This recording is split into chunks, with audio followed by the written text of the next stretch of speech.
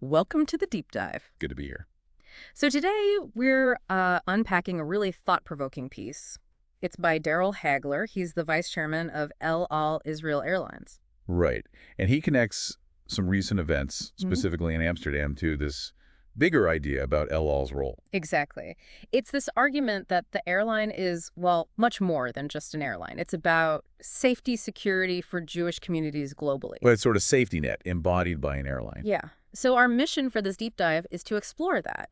How does a national airline become this symbol, this actual instrument of safety for a whole global community? It's a fascinating premise. You don't usually think of airlines in quite that way, do you? Not really. Hagler starts very personally, talking about witnessing disturbances in Amsterdam. And what hit him wasn't just the events themselves, but this immediate realization that today there's a response mechanism. Unlike in the past. Right.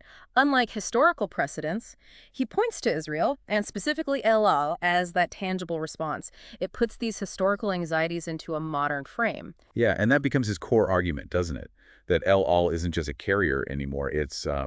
It's become a vital part of Israel's promise, its commitment to Jewish safety worldwide. Like an airborne extension of that state commitment. Precisely. And he gives a very concrete example right away, the Amsterdam situation. Evacuation. Yes. 8 El Al planes mobilized, getting roughly 2,000 people out. And including, you mentioned, people who'd lost their documents in the chaos. Yeah, which is, I mean, that's a huge logistical feat, right?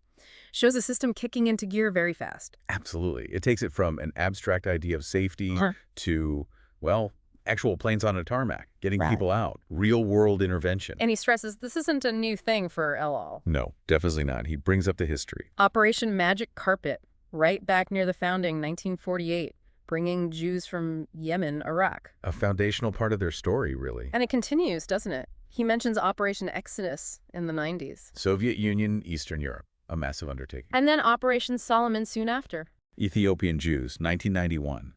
So there's this consistent thread through history. These weren't just passenger flights, they were rescue missions. Lifelines, essentially. Yeah. And if you fast forward to recent times, look at October 7th. Right.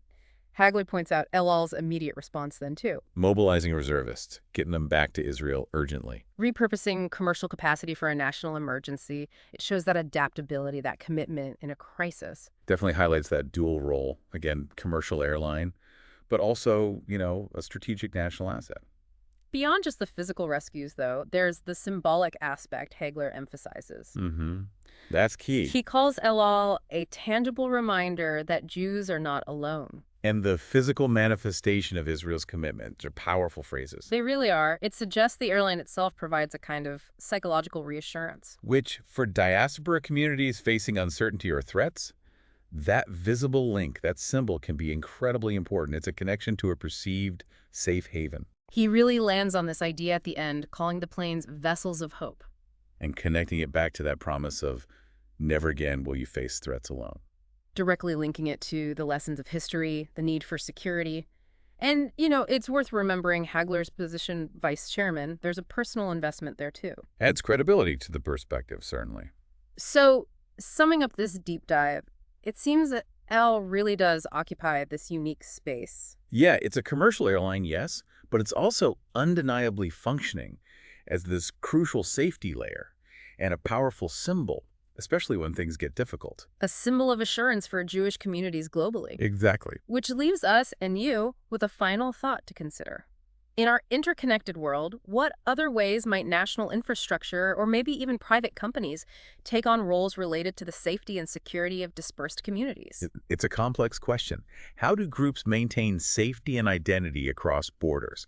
Hagler's article gives us one very specific, very compelling example to think about. Something to mull over. Thanks for joining us on the deep dive.